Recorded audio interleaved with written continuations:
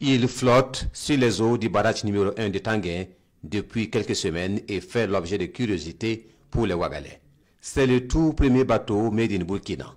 Le concepteur de l'engin, c'est bien lui, Bassibri Christophe Ilboudo, ingénieur de conception. Bassibri Christophe Ilboudo fait partie des 600 stagiaires burkinabés envoyés à Cuba au temps de la révolution d'août 83, et c'est depuis lors que le jeune étudiant a nourri le rêve de fabriquer un bateau. En 86, quand on est arrivé à La Havane pour aller à l'île de la jeunesse, on nous a mis dans un bateau, carrément une maison qui pousse dans l'eau, qu'on appelle le commandant Pinard.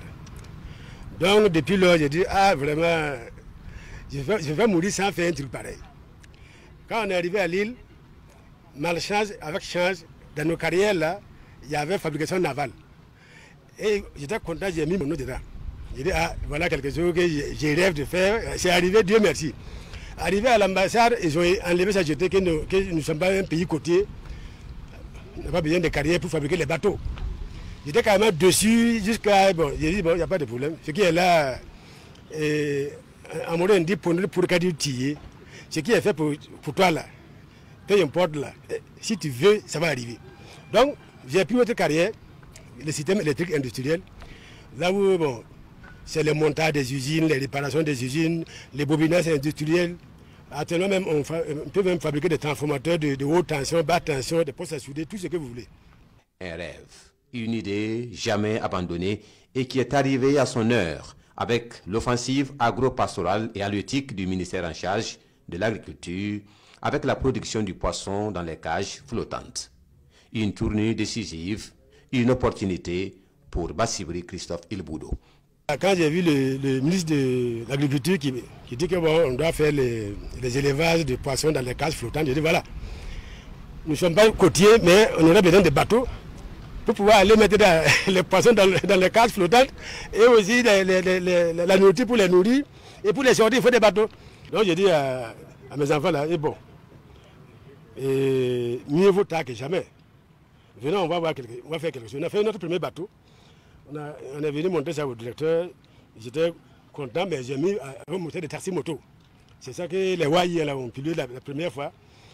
Mais après, le directeur m'a dit que non, quand on est allé à Samandéné pour enlever les poissons, là, on s'est dit que c'est du boulot. Il m'a dit que si je pouvais faire un bateau avec grue, ça va soulager tout. Parce qu'on a beaucoup, ici, on a plus de 20 cases. Si on va enlever dans 20 cases, 2 ou 3 tonnes, c'est insupportable. Il dit, il n'y a pas de problème.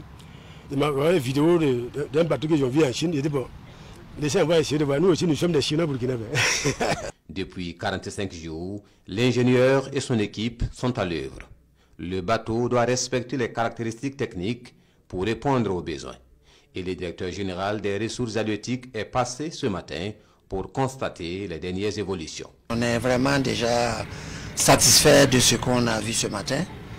Il y a quelques manquements qu'on va parfaire et poursuivre les tests. On a bon espoir que d'ici effectivement à la fin du mois, on pourra déjà employer ce premier bateau produit entièrement au Burkina sur une de nos plus grandes retenues d'eau, soit à Bagré, soit à Samandéné. Et le reste viendra, bien sûr, le reste des commandes viendra avec lui pour pouvoir en tout cas mettre à disposition l'ensemble des sites couverts par les cages flottantes de bateaux crus pour faciliter effectivement les opérations de récolte. Pour Bassibri Christophe Ilboudo, le Burkina regorge des talents et des compétences qui n'attendent que d'être valorisés pour apporter leur contribution au développement du pays. Et son expérience en est la preuve.